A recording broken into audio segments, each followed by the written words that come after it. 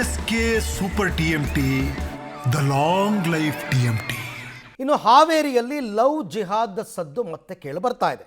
ಇವತ್ತು ಎಂಗೇಜ್ಮೆಂಟು, ರಾತ್ರಿನೇ ಯುವತಿ ಎಸ್ಕೇಪ್ ಆಗಿರುವಂತಹ ಘಟನೆ.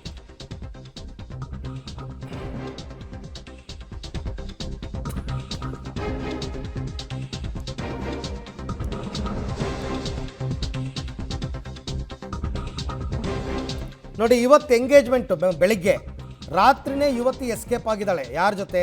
ಇಬ್ರಾಹಿಂ ಎಂಬಾತನ ಜೊತೆ. ಹಾನಗಲ್ ತಾಲೂಕಿನ ಶಂಕ್ರಿಕೊಪ್ಪ ಗ್ರಾಮದಲ್ಲಿ ನಡೆದಿರೋ ಘಟನೆ.